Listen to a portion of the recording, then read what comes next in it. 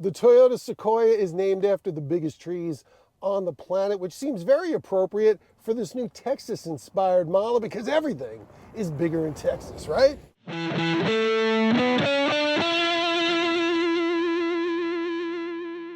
This generation Sequoia was launched in 2023 and gets a new model added to the lineup for 2025.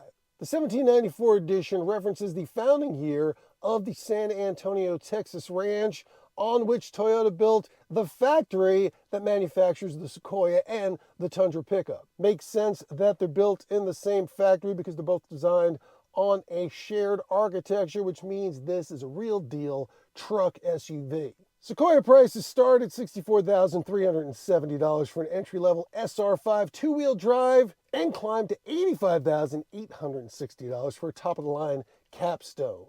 The 1794 edition comes in just under that at $82,330. All Sequoias come standard with the iForce Max hybrid powertrain, which combines a 3.4-liter twin-turbocharged V6 and electric motor to send 437 horsepower and 583 pound-feet of torque through a 10-speed automatic transmission.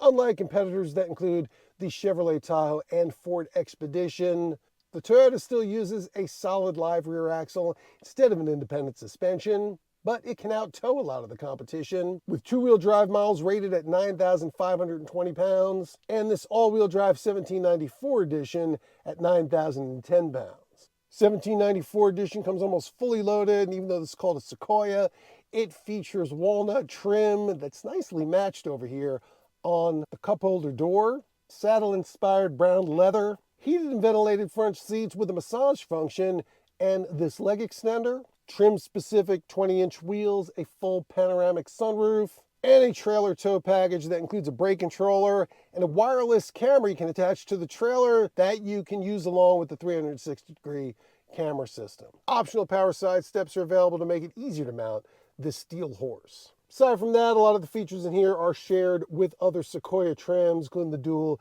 digital displays, which are augmented by lots of buttons and switches, and this perfectly placed volume knob. Sequoia's 4x4 system is a transfer case with low and high ranges, but not full-time all-wheel drive, which is kind of old school, as are these coin holders in this very spacious center armrest. As far as passenger hauling is concerned, the 1794 edition comes with a 7-seat layout, and these captain's chairs are heated and ventilated. But all Sequoias have a lot of space for passengers.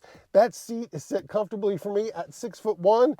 Look at all this legroom I have here. And then in the third row, floor's a little high because of that solid rear axle, but even though the second row doesn't slide forward, also a lot of legroom back here. And these seats do have power recline.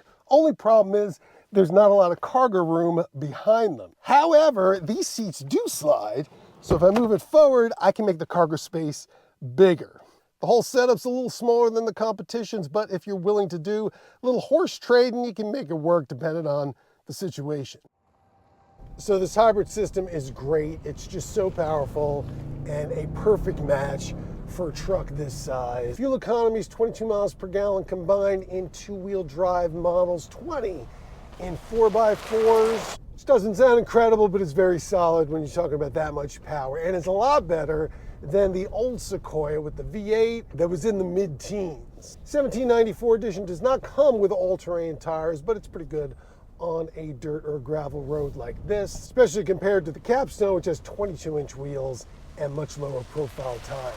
Sequoia, of course, also available in the TRD Pro models, which are very much designed to be off-roaders. As far as the solid rear axle is concerned, the ride quality is definitely not as nice as it would be with a fully independent suspension, but it's also not like a pickup truck. It says coil springs and is reasonably refined. It's also packed with tech. You get the full Toyota safety suite, automatic emergency brakes, blind spot warning system, and a lane tracing system that can follow the lines and a vehicle in front of it to provide steering assist in a lane. I know a lot of people, especially hardcore truck folks, that still aren't into that sort of thing, but honestly, in something this big, I think it comes in pretty handy on the highway. Aside from that, this just has the solid feel you expect from a Toyota truck. And while I do think that some of its competitors, which have similar prices and power, are better daily drivers. No vehicle gets driven more than a Sequoia. I can't yet vouch for the long-term reliability of this one, but according to data collected by the iSeeCars.com website, the Sequoia is the SUV that is most likely to be driven 250,000 miles or more during its lifetime.